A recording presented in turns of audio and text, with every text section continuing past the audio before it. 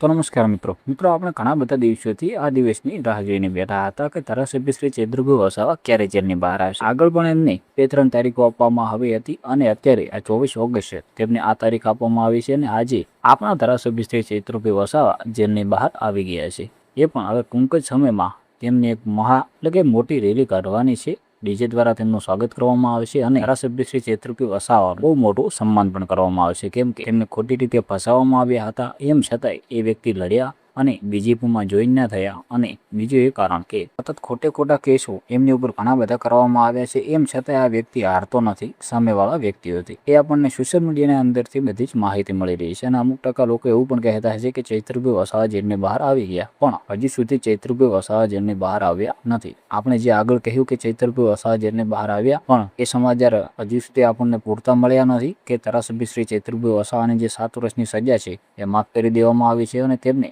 જેલની બહાર મૂકી દેવામાં આવ્યા છે। તો મિત્રો, એના વિશે તમને શું લાગે છે કે ચૈત્રભાઈ વસાવા જેલની બહાર આવશે કે નહીં આવે, અને આપણા ધારાસભ્ય ચૈત્રભાઈ વસાવા જેલની બહાર રહે કે અંદર રહે, પણ તેને સપોર્ટ કરનારા વ્યક્તિઓ છે તેમના બિલમાંથી ચૈત્રભાઈ વસાવાનું નામ તો કોઈ પણ હટાવી નહીં શકે। એના વિશે પણ તમારે શું કહેવું છે તમે જરૂરથી કોમેન્ટ બોક્સમાં લખી દેજો અને તમે ચૈત્રભાઈ વસાવાને સપોર્ટ કરો છો કે નથી કરતા એ પણ તમે જરૂરથી કોમેન્ટ બોક્સમાં લખવાનું ભૂલતા નહીં। અને આપણી ચેનલમાં નવા આવ્યા હો તો ચેનલને સબસ્ક્રાઈબ કરી દેજો અને વિડીયોને લાઇક કરી દેજો।